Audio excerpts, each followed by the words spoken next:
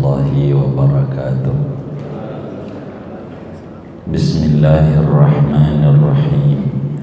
Alhamdulillahi rabbil alamin. Salatu wassalamu ala sayyidil awwalin wal akhirin, sayyidina wa maulana Muhammadin wa ala alihi wa sahbihi ajma'in. Allahumma inna nastahdika li arsyadi amrina wa zidna ilman yanfa'una. Qala al-imamul muallif rahimahullahu ta'ala wa nafa'ana bihi wa bi barakati ulumih wa ghafara lahu wa li masyaikhihi wa li masyaikhina amin. Qauluhu wa antaral khufata. Adapun sabdanya Nabi sallallahu alaihi wasallam, wa antaral khufata, dan bahwa melihat oleh kamu al-khufata akan orang-orang yang nyeker, bidammil ha'il muhmalati, dibacanya yaitu dengan dhammah ha yang tak bertitik, khufat. Jam'u hafin, yaitu bentuk jamak dari mufrad lafaz hafin. Huwa, artinya hafin itu man la na'la fi rijlihi, yaitu orang yang tidak ada sandal pada kakinya, nyeker. Qauluhu al-umrata. Adapun sabdanya Nabi lafaz al-umrata, jam'u arin, yaitu bentuk jamak dari lafaz arin. Wa huwa, adapun dia arin, man la syai'a ala jasadihi, yaitu orang yang tidak ada apa-apa di atas badannya, telanjang. Qauluhu al-alata. Adapun sabda Nabi al-alata, bi fathil lamil mukhaffafati, yaitu dengan fathah lam yang tidak ditasydid. Jam'u ailin, yaitu bentuk jamak dari lafaz ail. Wal alatu hiya fi taqdiri fa'alatin mislu kafirin wa kafaratin maknahul fuqara. Alah itu pada takdir wazan fa'alah, seperti lafaz kafir dan kafarah jamaknya. Maknahu, maknanya ail itu atau alah itu al-fuqara, yaitu orang-orang fakir, orang-orang papa, enggak punya apa-apa. Qauluhu ri'a asya'i. Adapun sabda Nabi ri'a asya'i, penggembala kambing, bikasira, dengan dibaca kasrah ri, wal mati, dan panjang ri'a. Jam'u ra'in, yaitu bentuk jamak dari lafaz ra'in. Wa amma bidhammi. Adapun dengan dhammah ra, ru'a, fala budda minata'il marbutati, maka tak dapat tidak daripada tambahan tak marbutah, mislu qadin wa qutat, kama fil misbah, sebagaimana dijelaskan di dalam kitab Misbahil Munir. Wa aslur ra'i al-hifdu. Adapun asal makna ra'i yaitu menjaga. Wa sya'i bil hamzati al-ghanam. Sya' dengan hamzah artinya gerombolan kambing. Jam'u syahin, yaitu bentuk jamak daripada lafaz syatin. Wa huwa minal jumu'il lati yufarraqu bainaha wa baina wahidiha bilha. Lafaz sya'i itu termasuk daripada jamak taksir yang dibedakan antara jamak dan antara mufradnya dengan ha. Wa tujma'u aidan ala syahin bil ha'i, dan dijamakkan pula lafaz syatun atas bentuk syiah dengan ha. Wa khassahum bidzakari, dan mengkhususkan wa khassahum bidzikri li'annahum ahlul badiyati, dan menentukan oleh Nabi akan mereka dengan disebutkan karena bahwa mereka itu warga pedesaan, pegunungan. Qauluhu yatatawaluna fil bunyan, adapun sabda Nabi yatatawaluna fil bunyan, pak tinggi-tinggi pada bangunan, ayyatabahawna firtifa'ihi, yakni berlomba-lomba mereka pada meninggikan bangunan. Wal qasdu minal hadisi al-ikhbaru an tabaddulil hali wa taghayyurihi. Adapun maksud dari hadis ini yaitu memberitakan tentang silih bergantinya keadaan dan berubahnya keadaan. Bi an yastawliya ahlul badiyati wal faqati alladhina hadhihi sifatuhum ala ahlil hadirati, dengan bahwa menguasai oleh warga pegunungan dan orang Papua, yakni orang-orang yang ini adalah sifat mereka menguasai, memimpin atas warga perkotaan. Wa yatamallakuna bil qahri wal ghalabati, dan mereka memiliki dengan menggagahi dan mengalahkan.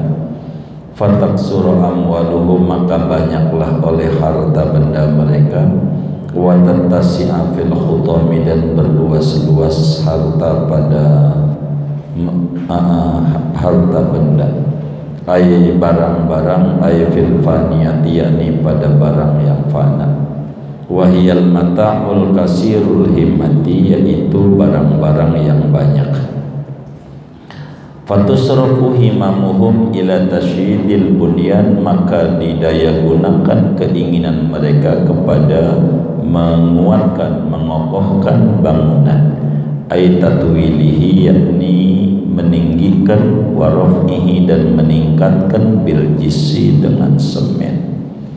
Wal himmatu bil kasri awalul azmi, himmah itu dengan dibaca kasrahatnya yaitu permulaan rencana. Wa qad yutlaqu 'alal azmil qawi, dan kadang diucapkan himmah itu atas janji atau rencana yang kuat. Kama fil misbahi, sebagaimana dijelaskan dalam kitab Misbahul Munir. Qauluhu summan talaqa, adapun perkataan Sayyidina Umar, kemudian pergi ia, air rajulus sa'ilu, yakni laki-laki yang bertanya, amma dzukira, dari apa-apa yang diterangkan pertanyaannya itu. Wa qauluhu fala bisa, adapun perkataan Umar, maka diamlah, ayin nabiyyu, yakni Nabi sallallahu alaihi wasallam, ay istamarra sakinan anil kalami, sakitan anil kalami fi hadil qadiyah, yakni terus menerus Nabi pada diam daripada membicarakan pada ini masalah. Waja'a fi riwayatin falabistu, dan datang pada satu riwayat oleh bunyinya falabistu, maka diamlah oleh aku, bita'in madmumatin, dengan tak yang dibaca dhamma. Fayakunu Umaru huwal mukhbiru an dzalika bi nafsihi, maka adalah Umar adalah yang memberitakan dari yang demikian itu, dia membicarakan dengan dirinya. Qauluhu maliyan, padahal sebentar, bitasdidil lami, dengan tasdid lam, maliyan itu ay zamanan kasiran, yakni waktu yang banyak. Wa kana dzalika zamanu salasan, dan ada oleh itu waktu yaitu 3 hari. Kama jaa fi riwayati Abi Dawud wa Tirmidzi wa ghairihima, sebagaimana datang penjelasan 3 hari pada riwayat hadis Abu Dawud, Tirmidzi, dan selain keduanya. Qauluhu summa qala, adapun perkataan Umar, kemudian bersabda Nabi, ya Umar, ada dari manis sa'ilu, apakah tahu kamu siapa yang bertanya? Qultu, aku menjawab, Allahu wa rasuluhu a'lam. Qala, Nabi menjawab, fa innahu Jibrilu atakum yu'allimukum dinakum, maka sungguhnya yang bertanya itu malaikat Jibril. Dia datang kepadamu mengajarkan Jibril akan kamu, akan agama kamu. Ayat qawaida dinikum, yakni tiang pancang agama kamu. Fafihi, maka pada hadis ini, anad dina ismun lis salasa, bahwa agama itu nama bagi 3 komponen. Al-Islamu, pertamanya Islam, wal imanu, dan iman, wal ihsanu, dan ihsan. Wa fuhima minhu annahu yustahabbu lil muallimi tambihu talamidatihi, dan dipahami dari hadis ini bahwasanya yaitu disunatkan bagi muallim oleh mengingatkan para murid-muridnya, walir raisi, dan bagi pemimpin, tambihu atba'ihi, oleh mengingatkan pengikut-pengikutnya, ala qawaidil ilmi, atas tiang pancang ilmu, wa ghara'ibil waqa'i, dan yang gharib daripada segala peristiwa, talaban dinafnihim, karena menuntut bagi mengambil manfaatnya mereka, wa faidatihim, dan faedahnya mereka. Qalahul Fasniyu, mengatakan akan ini tafsir hadis oleh Imam Ahmad bin Hijazi Al-Fasni di dalam kitabnya Al-Majalis As-Saniyah. Wallahu a'lam bishawab. Segini biar selesai. Saudara sekalian yang mulia, malam hari ini kajian kita tentang tafsir hadis tanda-tanda kiamat yang kedua. Ketika malaikat Jibril alaihi salam bertanya kepada Rasulullah sallallahu alaihi wasallam, kapan tibanya kiamat? Bila kiamat datang? Kapan kiamat itu datang? Nabi jawab, wallahu a'lam, mal mas'ulu anha bi'a'lama minas sa'il. Yang ditanya sama yang nanya sama-sama tidak tahu. Maka menuntut tanda-tandanya aja. Maka dalam hadis ini Nabi menyebutkan 2 tanda dari kiamat dengan tanda kecil. Sebab tanda kiamat ada 2, ada tanda besar dan ada tanda-tanda kecil. Begitu, letupan-letupan, kisi-kisi bahwa mendekati kiamat. Kata Nabi yang kedua, ciri kiamat itu udah dekat manakala Anda melihat orang yang sendal aja enggak punya, nyeker, enggak kebeli sendalnya merek sewalau, udah putus bawahnya, dijepit pakai peniti. Ngalamin enggak? Wah, orang dulu berarti. Jadi ini udah payah, sendal aja kagak punya. Tuh, nyeker orangnya. Di samping nyeker, al-aurata, di mana orangnya enggak pakai baju dulunya. Bajunya entu aja, sarungnya aja udah ngeper dipakainya. Udah ngeper, saking enggak ganti-ganti, itu lagi bajunya, saking enggak kebeli baju. Al-alata, yang fakir miskin, nyeker, bajunya seadanya, telanjang, dan memang miskin papa. Kerjaan yang bisa dikerjakan adalah ri'a asyai, ngangon kambing. Kalau bahasa kita orang buruh kasar. Begitu. Ciri kiamat udah dekat manakala orang-orang yang di pedesaan, yang di pegunungan, yang jarang pakai sendal, jaranglah dia pakai baju, orang miskin papa, tidur beralaskan bumi, beratapkan langit, kerjaannya ngangon-ngangon kambing, yakni buruh kasar. Mereka sekarang yatatawaluna fil bunyan, pak, tinggi-tinggi bangunannya. Yang dulunya cuman ngangon, kadang ngangon celeng doang, gitu, begitu, tinggal di pinggiran, begitu. Sekarang dia rumahnya pak tinggi-tinggi, bisa 3 tingkat, 4 tingkat, punya apartemen, begitu, gitu. Dulunya ngangon aja babi yang diangon, marah sekarang dia menguasai semuanya. Kita yang beli sama dia, mana tanyanya dari kita lagi, begitu. Itu kayak begitu. Itu tanda kiamat udah dekat.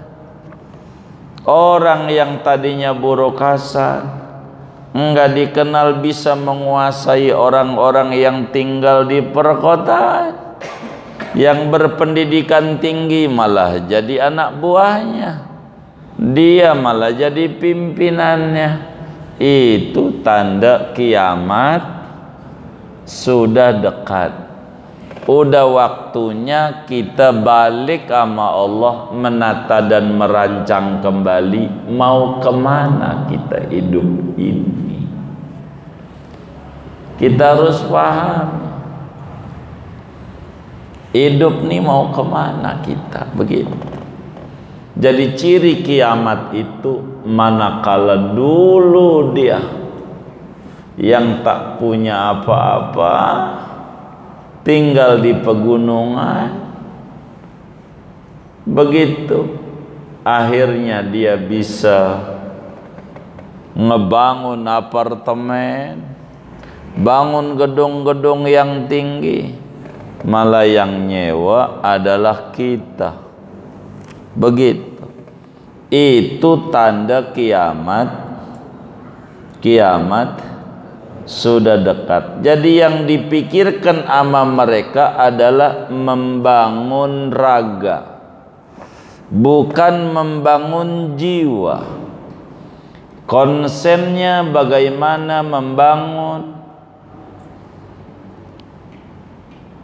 casing, bukan membangun inti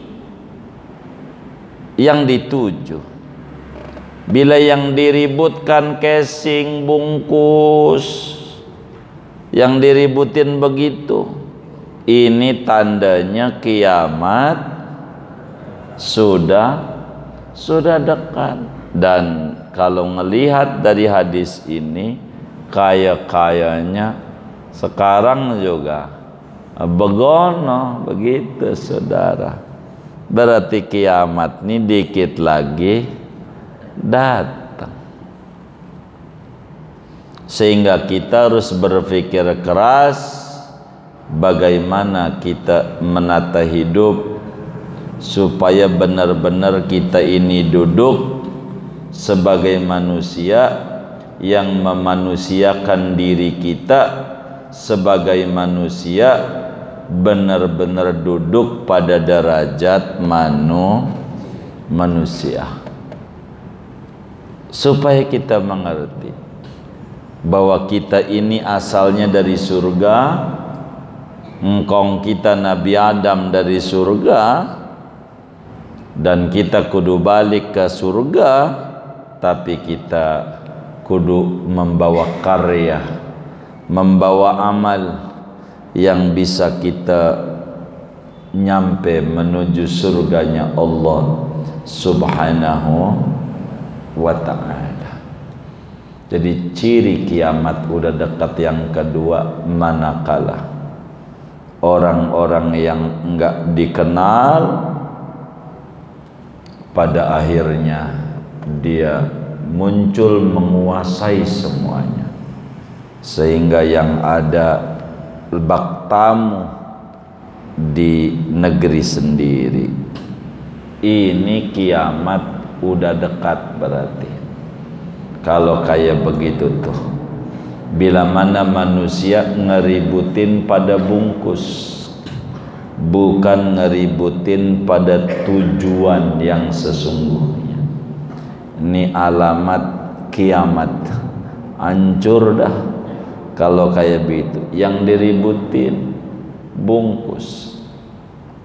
Kalau di dalam sebuah pemerintahan pengen membangun sebuah negeri, yang diributin banyakin partai begitu. Banyak, padahal tujuannya mensejahterakan rakyat. Mantepin aja kekurangan yang ada, tapi enggak, ributnya bungkus saja, ujungnya mengerucut juga ujung. Ini tanda kiamat udah dekat, udah orang ngeributin casing mulu, casing kayak sekarang tuh ribut mulu. Yang ini nyerang ono, yang ono nyerang ini. Nggak mikirin lah kita mau orang majelis, pikirin ibadah kita aja biar bener. Bener nggak?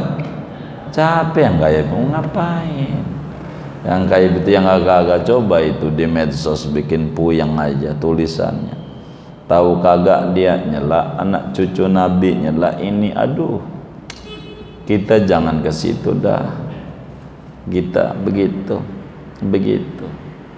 Barang yang sudah terang benderang mau dah. Kalau kata bahasa teman-teman kita, nasab yang udah jelas nggak usah dibahas. Yang harus dibahas meni nasib. Apaan? Nasib kita nih belum jelas ini. Besok masuk surga apa masuk neraka? Belum jelas. Ini aja nih nasib nih yang dipikirin. Biar kita tenang hidup kita ini, biar terarah. Jadi jangan ngomentari nasab yang sudah rapi jelas. Ini komentarin apa? Nasib kita ini. Ini besok bagaimana ini? Ini nih pikirin sama kita dari sekarang. Begitu sholat kita, ibadah kita, bagian ini nih kita begitu, supaya kita selamat dari dunia sampai akhirat. Kata Sayyidina Umar, kemudian pergi orang yang bertanya tentang Islam, iman, ihsan. Pergi yang nanya tentang itu, pergi. Habis pergi, fala bisa. Kemudian diam 3 hari, artinya diam, tidak membahas kasus, lagi duduk bareng sama Rasulullah Sallallahu Alaihi Wasallam. Tiba-tiba ada yang nongol nanya Islam, iman, ihsan, yang ketika dijawab selalu jawabnya betul 100, ente benar, begitu. Enggak keburulah untuk memperbincangkan ini. Sayyidina Umar pun enggak ada kesempatan untuk bertanya kepada Rasulullah Sallallahu Alaihi wa alihi wasallam, siapa itu yang nanya. Enggak ada kesempatan. Jadi diam, tidak memperbincangkan terkait peristiwa yang terjadi sampai 3 hari. Falabistu malian, aku diam malian sebentar itu 3 hari. Dalam satu riwayat 3 hari sampai enggak ada kesempatan mau nanya kepada Rasulullah Sallallahu Alaihi Wasallam, sampai pada akhirnya Nabi duluan yang nanya. Ketika ada kesempatan pengen nanya, Nabi yang nanya duluan sama Sayyidina Umar bin Khattab radhiyallahu ta'ala. Kata Nabi, ya Umar, atadri manis sa'il?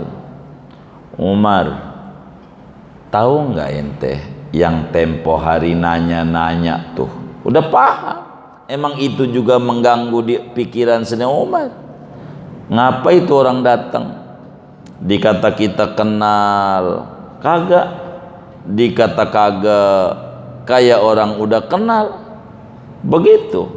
Dikata orang jauh, kayak orang dekat. Dikata orang dekat, nggak ada yang kenal. Begitu. Tapi nanya sama Nabi begitu. Udah dijawab, dia benerin. Maka kemudian ketika Sayyidina Umar ditanya, atadri manis sa'il? Tahukah anda siapa yang nanya Islam, iman, ihsan? Nanya kapan kiamat datang, nanya akhirnya, pada akhirnya nanya apa tanda-tandanya aja dah. Begitu. Maka Sayyidina Umar ketika ditanya dan tidak tahu, menjawab, Allah wa rasulu a'lam. Allah dan Rasulnya yang tahu.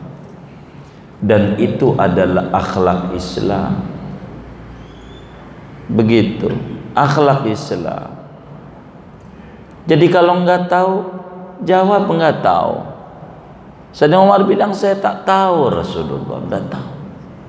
Jangan kayak orang-orang jadi ribut ini, stop dah kegaduhan yang ada. Orang kagak tahu mengomentari, jadi rame yang kagak. Jadi akhirnya kayak mau dibikin ribut yang kagak. Akhirnya rusak akhlak kita. Yang ini mencela, yang ini mencela. Padahal semuanya adalah saudara seagama, sama-sama muslim. Kita orang enggak dah. Jangan. Orang majelis yang bagus. Begitu. Kita mesingkapnya jangan ngomentari nasab yang sudah jelas. Yang kita kudu komentari nasib kita nih yang belum jelas, surga apa neraka kita, ini aja nih yang kita masih puyeng sampai sekarang. Ngapa lidah ini nih kurang mau bersolawat? Jangan mau kita digiring yang enggak manfaat. Masih banyak hal yang manfaat yang belum kita kerjakan. Man yatluban ma laysa ya'nihi faqad fatal ladzi ya'nihi min ghairi iktila. Kata Sidi Syekh Zainuddin bin Ali Al-Malibari, siapa orang mencari sesuatu yang kurang bermanfaat, maka pada detik yang sama sesuatu yang manfaat akan luput pada dirinya. Masih banyak kita pikirin sholat kita dulu biar benar, tauhid kita biar lempeng, akhlak kita biar baik. Ini dulu dah. Kita masih banyak yang baik-baik yang belum kita komentari, yang belum kita kerjakan. Lihat Sayyidina Umar, kalau nggak tahu jawab, Allah wa Rasulullah. Allah dan Rasulnya yang tahu. Saya tak tahu. Saya nggak tahu. Siapa itu yang nanya iman, Islam, ihsan? Ketika itu Nabi menjelaskan, fa innahu Jibril. Umar itu malaikat Jibril. Jadi satu-satunya kejadian yang malaikat Jibril tampil di hadapan sahabat yang ampe kagak ada yang kenalin barang itu, kejadian yang nanya tentang Islam, iman, ihsan. Ini benar-benar asing banget. Biasanya kadang kayak sahabat Nabi namanya Dahya Al-Kalabi, malaikat Jibril datang. Ini enggak dikenal, dengan rupa yang berbeda. Begitu. sebagai isyarat kadang di majelis itu orang berbeda-beda. Begitu. Nabi jelasin, fa innahu Jibril. Ono Jibril. Malaikat Jibril datang kepada Nabi Muhammad sallallahu alaihi wasallam. Aminul wahyi fis sama. Pembawa wahyu dari langit. Itulah Jibril. Sedangkan Nabi aminul wahyi fil ardi was sama, adalah pembawa wahyu di muka bumi, penyampai wahyu. Nabi bilang Jibril yang datang tempo hari itu. Bahasa Nabi, atakum yu'allimukum dinakum. Dia datang kepada Anda ngajarin agama Anda. Padahal yang ngajarin, yang jawab siapa? Yang jawab pertanyaan itu siapa? Hah? Yang jawab Jibril. Yang jawab siapa? Hah? Yang nanya siapa? Yang jawab. Jadi yang ngajar sebetulnya siapa? Nabi. Jibril nanya, tapi karena kita ini seringkali dapat ilmu itu dari teman yang nanya, maka orang yang berani nanya adalah orang yang paling tinggi derajatnya di mata Allah. Banyak orang hadir dalam satu forum, satu majelis, enggak nanya, enggak berani pengen nanya, dan kadang enggak bisa untuk nanya. Padahal jawaban yang dijawab dari pertanyaan itu kita juga enggak ngerti, tapi baru tahu dari yang nanya. Maka yang nanya tuh dinilai sama Nabi, dia yang ngajar, kata Nabi. Padahal yang ngajar Nabi bukan Jibril, tapi Jibril dinilai lantaran dia berani nanya. Maka orang yang nanya itu dapat ganjaran sebanyak orang yang mendengar jawaban dari pertanyaan. Sebanyak itulah ganjaran yang didapat oleh yang nanya. Maka yang nanya digelari oleh Nabi muallim, ngasih tahu. Padahal yang ngasih tahu Nabi, dia mau nanya doang. Sebab yang hadir baru tahu jawabannya gara-gara yang nanya. Maka kudu berterima kasih sama orang yang nanya. Begitu, yang nanya. Begitu, yang nanya. Kalau kita tidak mau agama ini terang, pengennya gelap, jadi waktu kiai istirahat baru nanya, kan kurang ajar nyeksa kiai. Waktu disuruh nanya kagak nanya dia. Waktu kiai pengen ngasok gitu duduk di pojokan, kiai saya mau nanya, tadi kagak nanya. Agama ngumpet-ngumpet, kita yang ngerusak Islam. Begitu. Kita nanya makanya. Begitu. Islam itu agama yang terbuka. Begitulah Jibril. Nggak usah ngumpet-ngumpet. Nanya kok ngumpet-ngumpet. Ada orang diajak dialog ngumpet. Begitu. Jangan. Islam ini nggak perlu ngumpet. Terbuka. Liyudhhirahu ala dini kulli walau karihal musyrikun walau karihal kafirun, dan seterusnya. Begitulah Islam, agama jelas, tidak ada yang diumpet-umpetin. Nabi bilang ono yang datang Jibril taklim agama. Maka kata Syekh Nawawi, tiang pancang agama 3. Dan ini jangan sampai lepas kita ngaji 3 ini pokok. Ngaji tentang Islam namanya ilmu fiqih. Ngaji tentang iman namanya ilmu tauhid. ngaji tentang ihsan, namanya ilmu akhlak tasawuf. 3 ini tiang pancang. Tanemin dalam pendidikan tentang 3 ini. Karakter building, tanemin. Bikin kurikulum tentang budi pekerti, biar orang ngerti tentang budi pekerti. Begitu akhlak kepada keluarga, berbangsa, bernegara, ini kudu ditanemin, dididik sejak kecil, biar mengerti di dalam hidup ini. Begitu belajar tentang iman, biar enggak menceng-menceng ideologinya, tauhidnya, dogmanya. Belajar tentang cara berterima kasih kepada Tuhan, itulah fiqih. Bagaimana cara ibadah yang benar, yang dibimbing oleh Nabi Muhammad.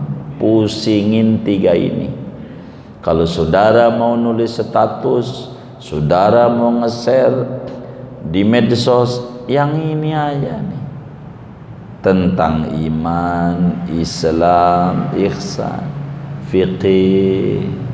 Ngaji itu tentang tauhid, ngaji itu tentang akhlak.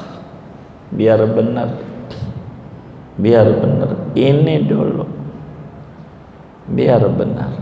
Tanemin ini ihsan. Ini yang paling pokok, ihsan. Dan Nabi nyuruh kepada kita, karena anak kita hidup tidak di zaman kita. Nabi ampe tekenin 3 hal. Kata Nabi, addibu auladakum bisalasi khisal. Tanamin pendidikan kepada anak-anak Anda yang bakal hidup di luar zaman Anda. Dia bakal beda zamannya dengan Anda, tapi prinsip 3 hal ini tanemin sebagai pendidikan dasar buat mereka.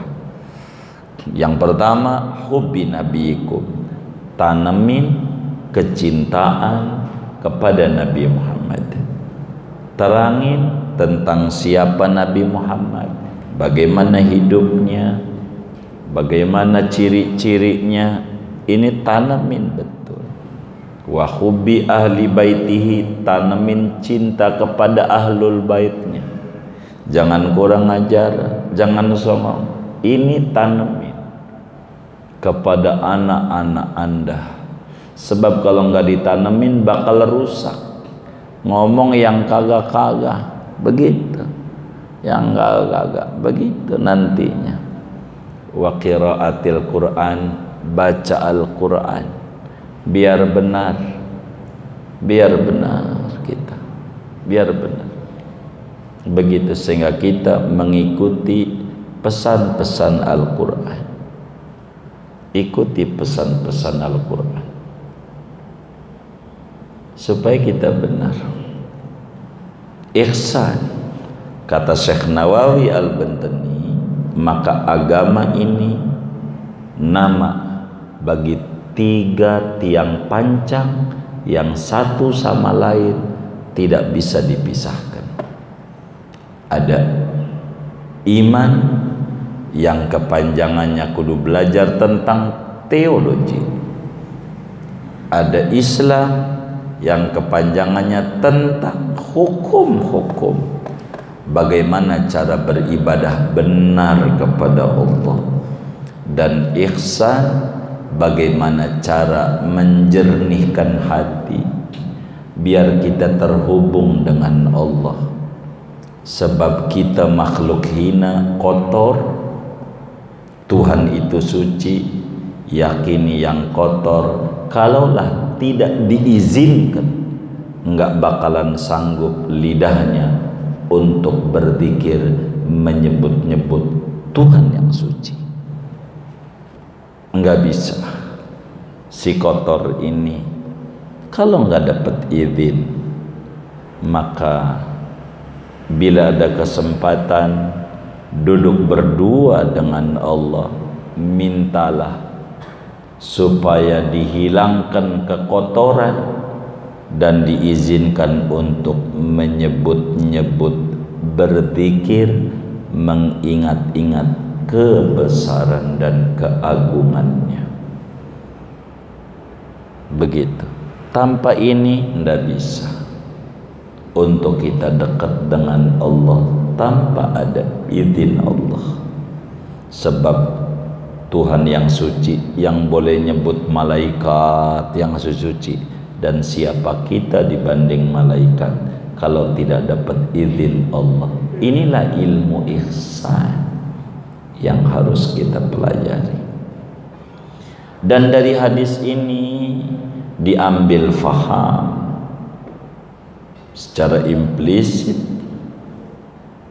seorang guru kudu berupaya ngingetin kembali muridnya, penguasa memberi informasi kepada bawahannya, begitu pemimpin mengingatkan kembali kepada pengikutnya tentang pentingnya belajar iman, Islam, ihsan. Sebab bila ini keluar, nanti kehidupan akan menjadi tidak bagus. Hanya bungkus saja, tapi esensi kurang. Keberagamaan yang ada tidak sampai pada titik tujuan, hanya pada bungkus kulit cover luar saja, dan itu bakal menjadi sebuah kerugian. Dan kita disuruh untuk belajar tiang panjang ilmu ini, kita tuntut supaya orang-orang bisa menjadi pribadi yang bermanfaat dan menjadi orang-orang yang benar, iman, Islam, ihsan. Di Betawi, para habaib, khususnya mufti Betawi Habib Utsman bin Yahya, ngajarin kitab kecil perukunan tentang iman, namanya Sifat 20. Perukunan tentang Islam namanya Irsadul Anam, kitab Melayu. Perukunan tentang ihsan namanya Adabul Insan. Kadang suruh belajar Hidayatus Salikin. Ini dasar-dasar bagaimana kita jangan lepas ngajinya ini aja, iman, Islam, ihsan. Putarannya ini aja, benerin ini dulu. Maka kalau diajak berkomentar yang agak-agak, saya ini lagi puyeng mikirin fardu wudu belum hafal, rukun sholat, batal sholat masih belum ngerti, gua masih puyeng mikirin ke situ-situ dah. Jadi sehingga kita waktunya dagang-dagang, waktunya ngaji-ngaji, dah waktunya mancing, ya mancing. Jadi yang ini dulu dah yang kita harus pikirin sebelum yang aneh-aneh yang bikin puyeng-puyeng. Begitu yang ama kita ini dulu sebagai yang pokok, iman, Islam, ihsan. Ini aja dah dasar. Wallahu a'lam bishawab. Segini aja ngaji kita. Ada yang ditanya mungkin dari materi ini atau di luarnya sebelum doa, dipersilakan. Allah a'lam.